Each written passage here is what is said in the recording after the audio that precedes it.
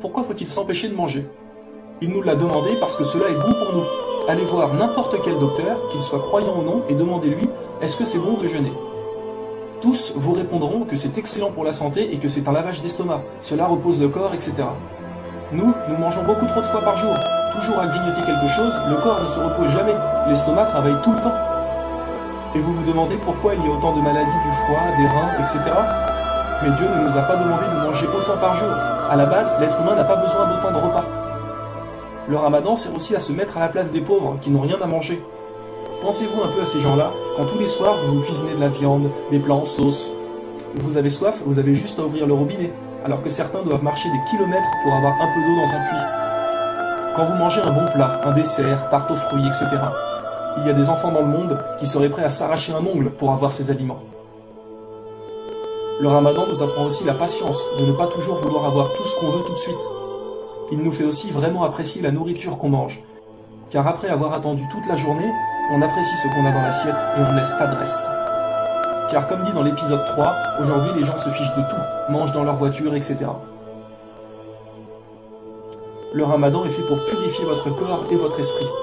Saviez-vous qu'il existe des hôpitaux qui soignent juste à partir de ça, en faisant jeûner les patients pour que le corps puisse se reposer et être dans de meilleures conditions pour se défendre des maladies.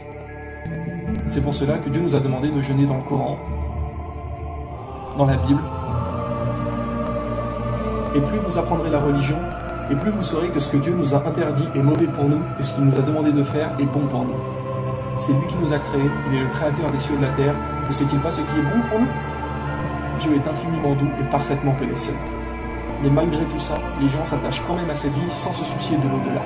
Comme nous a dit Dieu dans le Coran, chapitre 87, verset 16, mais vous préférez plutôt la vie présente alors que l'au-delà est meilleur et plus durable. Sachez que la vie présente n'est que jeu, amusement, vaine parure, une course à l'orgueil entre vous et une rivalité dans l'acquisition des richesses. Et dans l'au-delà, il y a un dur châtiment pour les mécréants, et aussi un pardon et un agrément de la part de Dieu pour les croyants. Tout ce que nous faisons ici est éphémère, c'est toujours au passé.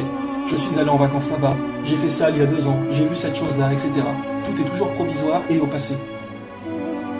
Tout ce qui vous a été donné est la jouissance éphémère de la vie d'ici-bas et sa parure.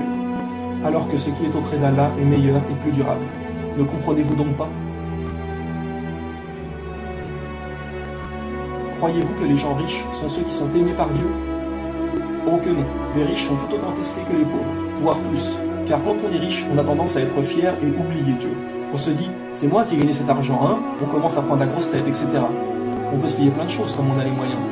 Et finalement, notre esprit est occupé à toutes ces pratiques inutiles et aux achats du matériel. Alors que les pauvres pensent beaucoup plus à Dieu et n'ont pas l'esprit occupé comme la plupart des riches qui passent leur temps dans les hôtels, dans les boutiques, etc. C'est pour cela que notre bien-aimé prophète a dit « J'ai vu beaucoup de pauvres au paradis ». Dieu nous a dit à propos des non-croyants qui se préoccupent justement que de l'argent, de faire la fête, etc. Ces gens-là aiment cette vie éphémère et laissent derrière eux un jour bien lourd.